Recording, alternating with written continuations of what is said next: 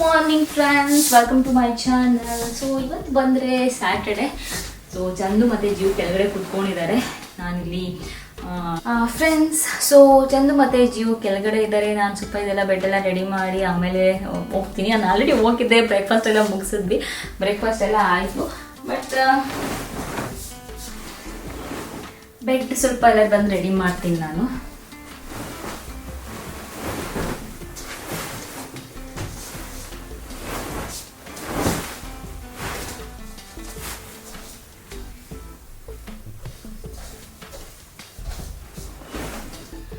So Saturday ಸದ್ಯಕ್ಕೆ ಏನು ಇನ್ನು ಪ್ಲ್ಯಾನ್ಸ್ ಇಲ್ಲ, ನೋಡಬೇಕು ಏನು ಪ್ಲ್ಯಾನ್ಸ್ ಅಂತ.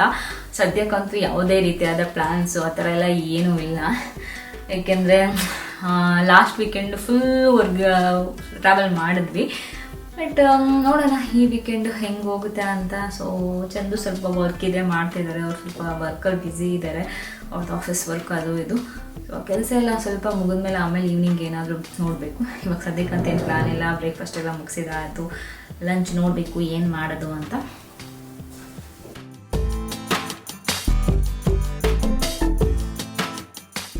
ಜಿಯನ್ಗೆ ಎಣ್ಣೆ ಸ್ನಾನ ಮಾಡಿಸೋಣ ಅಂದ್ಬಿಟ್ಟು ಕರ್ಕೊಂಡು ಹೋಗ್ತಾ ಇದ್ವಿ. ಚಂದು ನಾನು ಮಾಡಿಸ್ತೀನಿ ಅಂತ ಹೇಳಿದ್ರು, ಯಾಕೆಂದರೆ ಅವರು ಎಣ್ಣೆ ತುಂಬ ಚೆನ್ನಾಗಿ ಹಾಕ್ತಾರೆ ಅವನಿಗೆ, ನನಗೆ ಕಂಪೇರ್ ಮಾಡಿದ್ರೆ ಮಸಾಜ್ ಮಾಡೋದೆಲ್ಲ. ಅದಕ್ಕೆ ನಾನೇ ಮಾಡಿಸ್ತೀನಿ ಅಂತ ಹೇಳಿದ್ರು. ಆಮೇಲೆ ಸ್ವಿಮ್ಮಿಂಗ್ ಹೋಗ್ತಿದ್ದಾನಲ್ಲ, ಇವಾಗ ಕ್ಲೋರಿನ್ ವಾಟರು ಸ್ವಲ್ಪ ಟ್ಯಾನ್ ಆಗ್ತಿರ್ತಾನೆ, ಅದಕ್ಕೆ ಕಡಲೆ ಹಿಟ್ಟು ಎಲ್ಲ ಹಾಕಿ ಸ್ನಾನ ಮಾಡಿಸ್ತೀನಿ ನಾನು.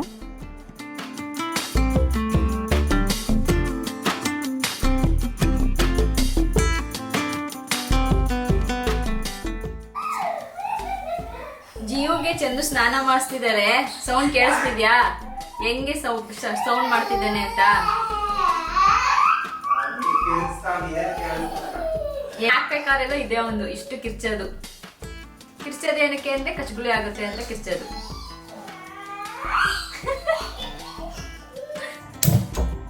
ವೀಕೆಂಡ್ ಅಲ್ಲಿ ಸಿಂಪಲ್ ಆಗಿ ಏನಾದ್ರು ಮಾರ್ನಿಂಗ್ ಬ್ರೇಕ್ಫಾಸ್ಟ್ ಅಷ್ಟೇ, ಲಂಚು ಅಷ್ಟೇ ಸಿಂಪಲ್ ಆಗೇನೆ. ಆಮೇಲೆ ಈವ್ನಿಂಗ್ ಎಲ್ಲಾದ್ರೂ ಹೊರಗಡೆ ಹೋದ್ರೆ ಅದು ಇದು ತಿಂತಾನೆ ಇರ್ತೀವಲ್ವಾ, ಅದಕ್ಕೆ.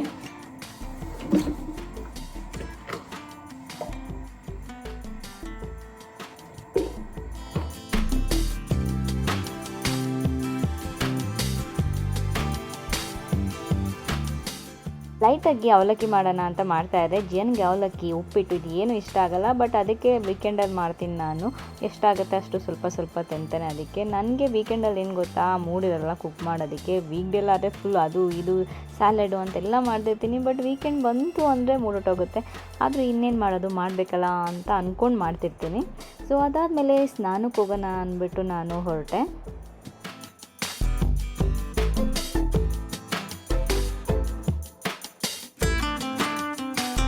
ಫ್ರೆಂಡ್ಸ್, ಏನು ನೋಡ್ತಾ ಇದ್ರಿ ನನ್ನ ರೊಟೀನು. ನಾನು ಇವಾಗ ತಾನೇ ಸ್ನಾನ ಮುಗಿಸಿ ಬಂದೆ. ಸೊ ಸ್ನಾನ ಮುಗಿಸಿ ಮುಖ ತೊಳೆದಿದ ತಕ್ಷಣ ನೆನಪಾಗಿದ್ದು, ನನಗೆ ತುಂಬ ಜನ ಕೇಳ್ತಾ ಇರ್ತೀರಾ, ರಮ್ಯಾ ನಮಗೆ ಡಾರ್ಕ್ ಸ್ಪಾಟ್ಸ್ ಇದೆ, ನೀವು ಹೆಂಗೆ ಡಾರ್ಕ್ ಸ್ಪಾಟ್ಸ್ ಎಲ್ಲ ಬರ್ದಿರೋ ಥರ ಮೇಂಟೈನ್ ಮಾಡ್ತೀರಾ ಅಂತ. ಫ್ರೆಂಡ್ಸ್, ಏನಂದರೆ ಸಮ್ಮರ್ ಬಂತು ಅಂದರೆ ನಮಗೆ ಸ್ಕಿನ್ ಪ್ರಾಬ್ಲಮ್ಸ್ ಕೂಡ ಜೊತೆಲೇ ಬಂದುಬಿಡುತ್ತೆ. ನಾನು ತುಂಬ ಸರಿ ಹೇಳಿದ್ದೀನಿ. ಸೊ ಪಿಂಪಲ್ಸ್ ಆಗೋದು, ಪಿಂಪಲ್ ಆಗಿದ ತಕ್ಷಣ ನಮ್ಗೆ ಏನಾಗುತ್ತೆ ಅಂದರೆ ಡಾರ್ಕ್ ಸ್ಪಾಟ್ಸ್ ಬರುತ್ತೆ. ಸೊ ಡಾರ್ಕ್ ಸ್ಪಾಟ್ಸ್ನ ಹೋಗಿಸ್ಕೊಳ್ಳೋದು ಸ್ವಲ್ಪ ಕಷ್ಟ ಅಂತಲೇ ಹೇಳ್ಬೋದು. ಸ್ಪಾಟ್ಸ್ನ ಹೋಗಿಸೋದಕ್ಕೆ ನಾವು ಯೂಸ್ ಮಾಡುವಂಥ ಕೆಲವೊಂದು ಪ್ರಾಡಕ್ಟ್ಸ್ ಏನಂದರೆ ಸ್ಕಿನ್ಗೆ ತುಂಬ ಹಾರ್ಶ್ ಆಗಿರುತ್ತೆ. ಅದಕ್ಕೆ ನಾನು ಯೂಸ್ ಮಾಡ್ತೀನಿ Himalaya turmeric face wash.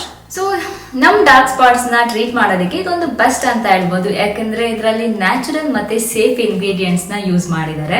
So ಈ ಪ್ರಾಡಕ್ಟ್ ಯೂಸ್ ಮಾಡೋದ್ರಿಂದ ನಿಮ್ ಡಾರ್ಕ್ ಸ್ಪಾಟ್ಸ್ ಕೂಡ ಹೋಗುತ್ತೆ, ಹಾಗೆ ಒಂದು ನ್ಯಾಚುರಲ್ ಗ್ಲೋ ಕೂಡ ನಿಮ್ಗೆ ಸಿಗುತ್ತೆ. ಫ್ರೆಂಡ್ಸ್, ಇದ್ರಲ್ಲಿ ನೇಮ್ ಅಲ್ಲೇ ಇದೆ. ಸೊ ಟರ್ಮರಿಕ್ ಯೂಸ್ ಮಾಡಿದ್ದಾರೆ. ಟರ್ಮರಿಕ್ ಒಂದು ಗೋಲ್ಡನ್ ರೂಟ್ ಅಂತಾನೆ ಹೇಳ್ಬೋದು. ಏನಕ್ಕೆ ಫೇಮಸ್ ಅಂತ ನಿಮ್ಮೆಲ್ಲರಿಗೂ ಗೊತ್ತಿದೆ.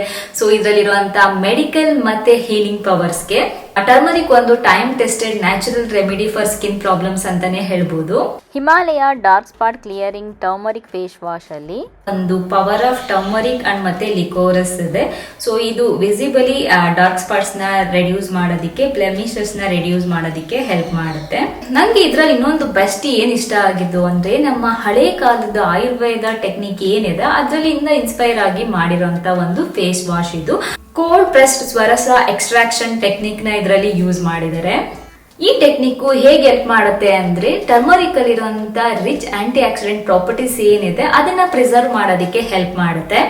ಸೊ ಒಂದು dark spot clearing turmeric face wash ಏನಿದೆ, ಸೊ ಇದು ನಿಮ್ ಸ್ಕಿನ್ ಅಲ್ಲಿ ಇರೋಂತ ಡಾರ್ಕ್ ಸ್ಪಾಟ್ಸ್ ನೆಲ್ಲ ಕ್ಲಿಯರ್ ಮಾಡಿ ಒಂದು ನ್ಯಾಚುರಲ್ ಗ್ಲೋ ನಿಮ್ಗೆ ಸಿಗೋದಕ್ಕೆ ತುಂಬಾ ಹೆಲ್ಪ್ ಮಾಡುತ್ತೆ. ನಿಮ್ ಡಾರ್ಕ್ ಸ್ಪಾಟ್ಸ್ ಏನಿದೆ ಅದು ವಿಸಿಬಲಿ ರೆಡ್ಯೂಸ್ ಆಗೋದನ್ನ ನೀವು ನೋಡ್ತಾ ಹೋಗ್ಬೋದು.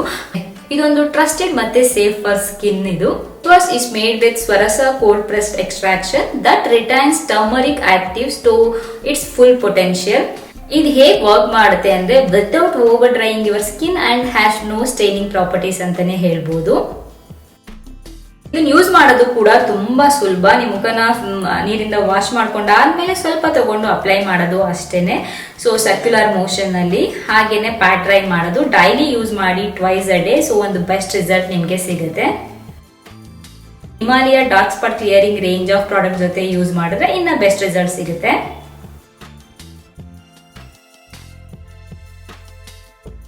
ಪ್ರಾಡಕ್ಟ್ ಏನಿದೆ ನಿಮ್ಗೆ ಎಲ್ಲಾ ಕಡೆ ಸಿಗುತ್ತೆ. ಅಮೆಝಾನ್ ಆಗ್ಬೋದು, ಫ್ಲಿಪ್ಕಾರ್ಟ್ ಆಗ್ಬೋದು, ನೈಕಾ ಆಗ್ಬೋದು, ಹಾಗೆ ವಿಮಾಲಯ ಆಪ್ ಅಲ್ಲಿ ಕೂಡ ನಿಮ್ಗೆ ಸಿಗುತ್ತೆ. ಸೊ ಇವಾಗ್ಲೇ ಹೋಗಿ ಚೆಕ್ ಮಾಡಿ ನಿಮ್ಗೊಂದು ಗ್ರೇಟ್ ಡಿಸ್ಕೌಂಟ್ ಸಿಗುತ್ತೆ ಅಂತಾನೆ ಹೇಳ್ಬೋದು. ನಾನು ಲಿಂಕು ಫುಲ್ ಡೀಟೇಲ್ಸ್ ಡಿಸ್ಕ್ರಿಪ್ಷನ್ ಅಲ್ಲಿ ಹಾಕಿರ್ತೀನಿ, ಚೆಕ್ ಮಾಡಿ. ಸೊ ಫ್ರೆಂಡ್ಸ್, ರೆಡಿ ಆಗಾಯ್ತು. ಇವಾಗ ಹೊರಗಡೆ ಹೋಗ್ತಾ ಇದೀವಿ. ನಾನು ಡ್ರೆಸ್ ಚೇಂಜ್ ಮಾಡಿದೆ, ಯಾಕಂದ್ರೆ ಫುಲ್ ಹಾಕೊಂಡಿದ್ದೆಲ್ಲ ಫುಲ್ ಸೆಕೆ ಆಗೋಯ್ತು. ಅದಕ್ಕೆ ಆಮೇಲೆ ಲೂಸ್ ಟಿ ಶರ್ಟ್ ಹಾಕೊಂಡೆ. ಸೊ ಇವಾಗ ಹೊರಡ್ತಾ ಇದೀವಿ. ಜನ ಆಲ್ರೆಡಿ ಓಡ್ತಾ ಇದ್ದಾನೆ ಅಲ್ಲಿ.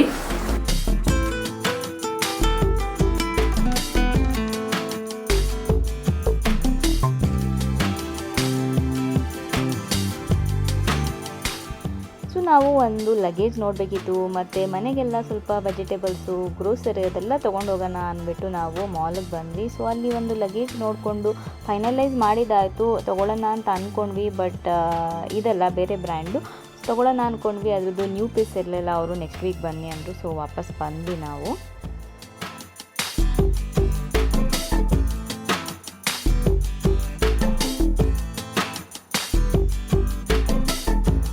ಸೊ ಇವಾಗ ಲೂಲು ಮಾರ್ಕೆಟ್ಗೆ ಬಂದ್ವಿ. ಜಿಯೋಗೆ ಬುಕ್ಸ್ ತೊಗೊಂಡ್ವಿ. ಅಲ್ಲಿ ಏನೋ ಬುಕ್ ಫೆಸ್ಟಿವಲ್ ನಡೀತಾ ಇತ್ತು ಜಿಯೋಗೆ ಮತ್ತೆ ನಮಗೆ. ಆಮೇಲೆ ಏನೋ ಪೇಂಟಿಂಗ್ ಮಾಡೋದೆಲ್ಲ ತೊಗೊಂಡಲ್ಲಪ್ಪ. ಅಲ್ಲ, ಆಮೇಲೆ ಇನ್ನೂ ಏನೇನೋ ತೊಗೊಂಡವನೇ.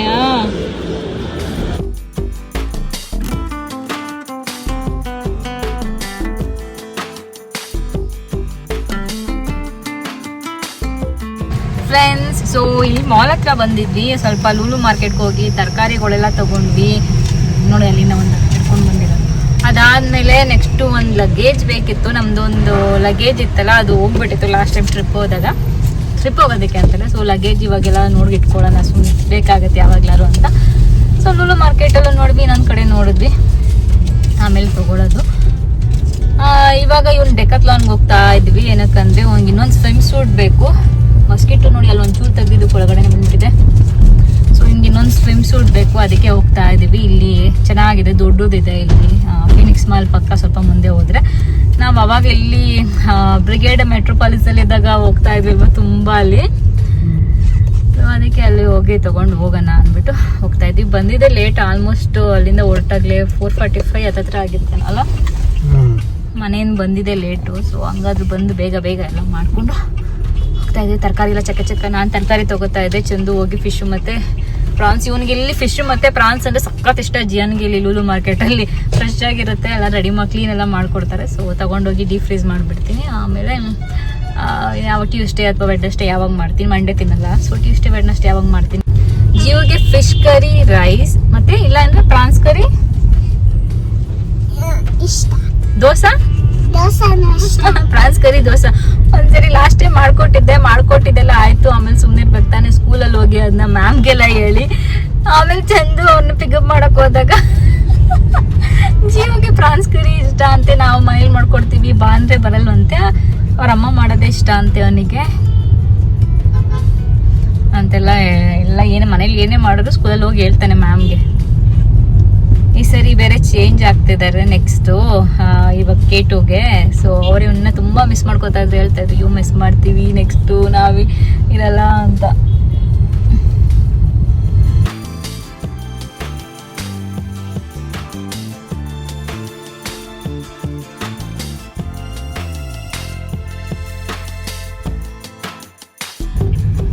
ಸೊ ನೋಡಿ, ಇದೇ ಡೆಕಾಥ್ಲಾನ್ ಇಲ್ಲಿ. ಅವಾಗ ಹಿಂದೆ ಇತ್ತು, ಇವಾಗ ಇಲ್ಲಿ ಮುಂದೆ ಮಾಡ್ಬಿಟ್ಟಿದಾರಲ್ವಾ ಚಂದು. ಹಿಂದೆ 1 ಫ್ಲೋರ್ ಹಿಂದೆ ಗ್ರೌಂಡ್ ಫ್ಲೋರ್ ಇತ್ತು, ಇವಾಗ ಎಷ್ಟು 2-3 ಫ್ಲೋರ್ಸ್ ಮಾಡಿರ್ಬೇಕು.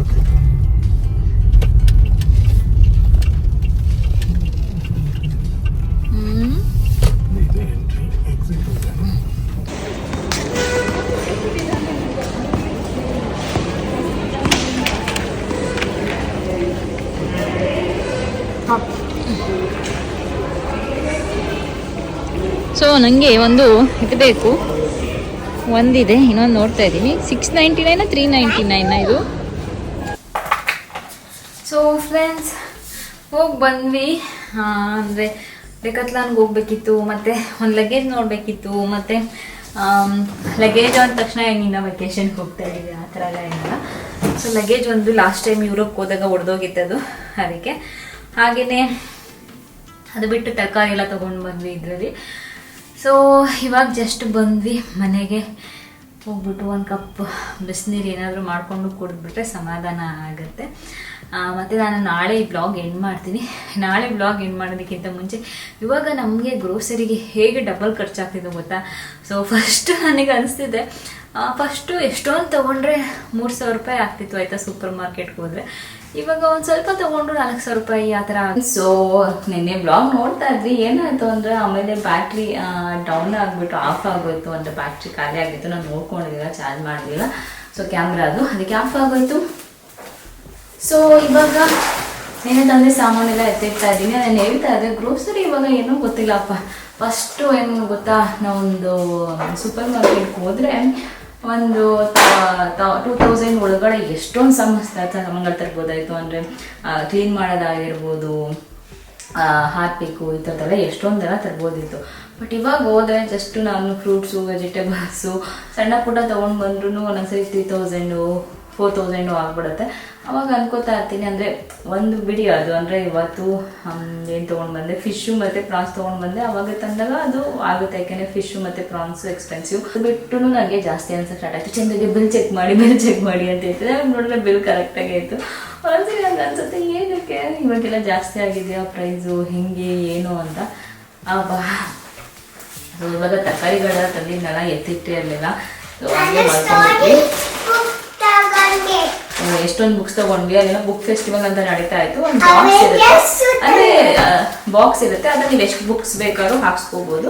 ಸೊ ಆ ಬಾಕ್ಸಿಗೆ ಎಷ್ಟಾಗುತ್ತೆ ಅಷ್ಟು ಪ್ರೈಸ್ ಪ್ರಕಾರ. ಸೊ ಚೆನ್ನಾಗಿತ್ತು. ಒಂದಷ್ಟು ಸ್ಟೋರಿ ಬುಕ್ಸು ಒಂದಷ್ಟೆಲ್ಲ ತೊಗೊಂಡು ಬಂದ್ವಿ. ಅವನಿಗೆ ಒಂದಷ್ಟು ನಮಗೆ ಅಂತೆಲ್ಲ.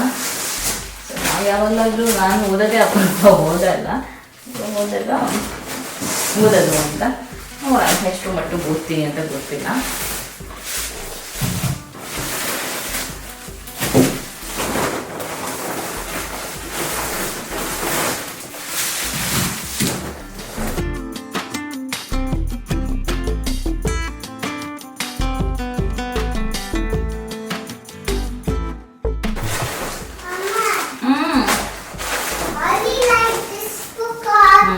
ಆಮೇಲೆ ಜಿಯಾನ್ ಇದೊಂದು ತಗ್ಸ್ಕೊಂಡ, ಅಲ್ಲಿ ನಮ್ಮ ಬೆಂಗಳೂರು ಅಂತ ಬರ್ದಿರೋದು.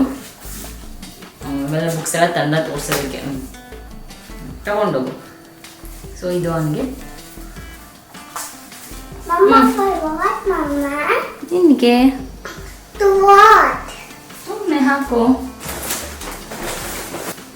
ಸೊ ಇಷ್ಟು ನಾನು ನನಗೆ ಗ್ರೋಸರಿ ಮತ್ತು ಅದಕ್ಕೆಲ್ಲ ಹೋಗಿದ್ದು. ಡೆಕಾಥ್ಲಾನ್ನಲ್ಲಿ ಅಲ್ಲೋದ್ರೆ ಎಷ್ಟೊಂದು ಸೆಲೆಕ್ಷನ್ ಸಿಗುತ್ತೆ, ಕಲೆಕ್ಷನ್ಸ್ ಎಲ್ಲ ಚೆನ್ನಾಗಿದೆ ಅಲ್ಲಿ. ಬಟ್ ಇಲ್ಲೇನು ಗೊತ್ತಾ, ಇಲ್ಲಿ ಅರ್ಜೆಂಟ್ಗೆ ಏನಾದರೂ ಬೇಕಾದಷ್ಟೇ ಇಂದಿರಾನಗರಲ್ಲಿರೋದು ಅಷ್ಟಿದೆ ಅಷ್ಟೇ. ಅಲ್ಲಿನ ಜಾಸ್ತಿ ಇದ್ದು ವೆರೈಟೀಸ್ ಅಂತ ಹೇಳ್ಬೋದು.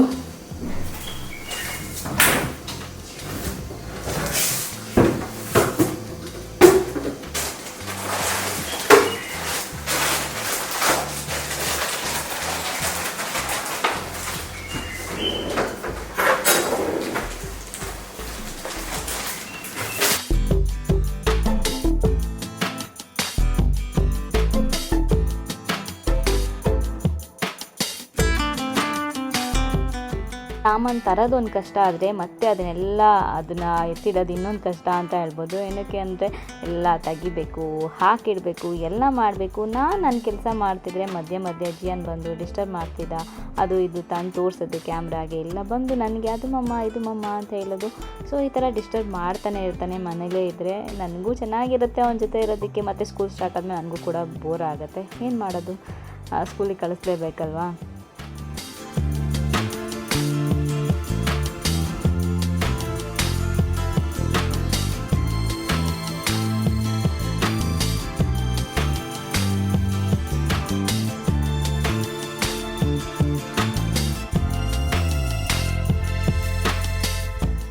Welcome back friends. So blog ನೋಡ್ತಾ ಇದ್ರಿ ನೀವು. ಏನಂದರೆ ನಾನು ಬ್ಲಾಗ್ ಎಂಡ್ ಮಾಡಬೇಕು. ಎಂಡ್ ಮಾಡೋದಕ್ಕಿಂತ ಮುಂಚೆ ನಾನು ಜಿಯನ್ ಸ್ಕೂಲ್ ಬಗ್ಗೆ ಕೆಲವೊಂದು ಇನ್ಫಾರ್ಮೇಷನ್ ಕೊಡೋಣ ಅಂತ. ಸೊ ಏನಂದರೆ ಜಿಯನ್ ಸ್ಕೂಲು ಈ ವರ್ಷವೂ ನಾವು ಸೇಮ್ ಸ್ಕೂಲ್ಗೆ ಕಳಿಸ್ತಾ ಇದ್ದೀವಿ. ಯಾಕೆಂದರೆ ಈ ವರ್ಷ ಅದು ಏನು 6 years ಕಂಪ್ಲೀಟ್ ಆಗಿರಬೇಕು 1 yearಗೆ ಅಂತ ಈ ಇಯರ್ ಅಡ್ಮಿಷನ್ ಆಗೋರಿಗೆಲ್ಲ ಅದು ಇಲ್ಲ ಅಂತ ಹೇಳಿದ್ದಾರೆ. ಸೊ ಜಿಯನ್ ಈ ಇಯರ್ ಅಲ್ಲ, ಜಿಯನ್ ಅಡ್ಮಿಷನ್ ಮಾಡಿಸಿದ್ರು ನೆಕ್ಸ್ಟ್ ಇಯರ್ ಮಾಡಿಸ್ಬೇಕು. ಸೊ ಅದಕ್ಕೆ ಈ ವರ್ಷ ಇಲ್ಲಿ ಏನೋ ಅದು ರೂಲ್ ಇರಲಿಲ್ಲ ಇವನ್ ಸ್ಕೂಲಲ್ಲಿ. ಸೊ K2ಗೆ ಹೋಗ್ತಾ ಇದ್ದಾನೆ ಇವಾಗ. K2 ಸ್ಟಾರ್ಟ್ ಮಾಡ್ತಾನೆ ನೆಕ್ಸ್ಟ್ ಜೂನಿಂದ. ಹೋಗ್ತಾ ಇಲ್ಲ, ಇನ್ನು ಇವಾಗ ಹಾಲಿಡೇಸ್ ಇದೆ. ಸೊ ಸ್ಟಾರ್ಟ್ ಮಾಡ್ತಾನೆ. ಆವಾಗ ಸ್ಟಾರ್ಟ್ ಮಾಡಿದಾಗ ನಾನು ನಿಮ್ಗೆ ಹೇಳ್ತೀನಿ. ಅದು ಬಿಟ್ಟರೆ ಬೇರೆ ಸ್ಕೂಲ್ಸ್ ನಾವು ನೋಡ್ತಾ ಇದ್ದೀವಿ. ಎಷ್ಟೊಂದು ಸ್ಕೂಲ್ನ ಮನೆ ಹತ್ರ ಇರೋದು ಜಾಸ್ತಿ ನೋಡ್ತಾ ಇದ್ದೀವಿ. ಏನಕ್ಕಂದರೆ ತುಂಬ ಜಾಸ್ತಿ ದೂರ ಹೋಗಿ ಬರೋದು ಬೇಡ. ಅವನಿನ್ನ ಚಿಕ್ಕವನು, ಒಂದು 4th 5th ಸ್ಟ್ಯಾಂಡರ್ಡ್ ಆದರೆ ಆರಾಮಾಗಿ ಹೋಗಿ ಬರ್ತಾರೆ. ಬಟ್ ಇವಾಗ ಇನ್ನೂ ತುಂಬ ಚಿಕ್ಕವನೇನು ಗೊತ್ತಾಗಲ್ಲ ಅಂತ. ಸೊ ಹತ್ರದಲ್ಲಿ ಇರೋದನ್ನ ಜಾಸ್ತಿ ಎಕ್ಸ್ಪ್ಲೋರ್ ಮಾಡ್ತಿದ್ವಿ. ನೋಡೋಣ, ಒಂದೊಂದ್ಸರಿ ಹೇಳೋಕ್ಕಾಗಲ್ಲ ಯಾವ ಸ್ಕೂಲಲ್ಲಿ ಸಿಗುತ್ತೆ. ನಾವು ಅಂದ್ಕೊಂಡಿದ ತಕ್ಷಣ ಸ್ಕೂಲಲ್ಲಿ ಸಿಗೋಲ್ಲ. ನಾವೇನಾದರೂ ನೆಕ್ಸ್ಟ್ ಅಪ್ಲಿಕೇಶನ್ ಹಾಕೋದಿದ್ರು ಸೆಪ್ಟೆಂಬರ್ ಅಕ್ಟೋಬರಲ್ಲಿ ಹಾಕಬೇಕು. ಮತ್ತು ನೆಕ್ಸ್ಟ್ ಇಯರ್ ಏನಾದರೂ ಸ್ವಲ್ಪ ಅವರು ಮತ್ತು ಇಯರ್ ಪರವಾಗಿಲ್ಲ ಫ್ರೀ ಮಾಡ್ತೀವಿ ಅಂದರೆ CBSE ಮತ್ತು ICSEಗೆ ಸೇರಿಸ್ಬೋದು ಅವನ್ನ. ಇಲ್ಲ ಅಂದರೆ ಬೇರೆ ನಾವು ನೋಡಬೇಕಾಗತ್ತೆ. IB ಅಂದರೆ ಏನು ಅಂತ ತುಂಬ ಜನ ಕೇಳ್ತಾ ಇದ್ರಿ. ಸೊ IBಲಿ ಈ ರೂಲ್ ಇಲ್ಲ ಅಂತ ಹೇಳ್ತಾರೆ. ಅದಕ್ಕೆ ನಾವು IB ಬಗ್ಗೆ ಕೇಳ್ತಾ ಇದ್ರಿ. ಸೊ IBಲಿ ಈ ರೂಲ್ ಇಲ್ಲ ಅಂತ ಹೇಳ್ತಾರೆ. ಬಟ್ ಕೆಲವೊಂದು ಸ್ಕೂಲಲ್ಲಿ IBಲೂ ಈ ರೂಲ್ ಇದೆ. ಸೊ ನೋಡಿಕೊಂಡು ನೋಡಬೇಕು, ಗೊತ್ತಿಲ್ಲ ಹೇಗಾಗುತ್ತೆ ಅಂತ. ಸೊ ಸದ್ಯಕ್ಕಂತೂ ನನಗೆ repeat just 9 days 10 daysಗೆಲ್ಲ 1 year repeat ಮಾಡಿಸೋದು ಅಷ್ಟು ನನಗೆ ಸರಿ ಕಾಣಿಸ್ತಿಲ್ಲ. ಅದಕ್ಕೆ ನೋಡೋಣ ಈ ಸ್ಕೂಲಲ್ಲೇ ಹೋಗ್ತಾ ಇರಲಿ ಅಂದ್ಬಿಟ್ಟು ಕಳಿಸ್ತಾ ಇದ್ವಿ. ಈ ಇಯರ್ ಅವನಿಗೆ ಆಲ್ಮೋಸ್ಟ್ 2.5 ಆಗ್ತಾ ಇದೆ ಎಲ್ಲ ಸೇರಿಸಿ. ನಾವು ಅದನ್ನು 3 ಸರಿ ಕಟ್ಟಬೇಕು.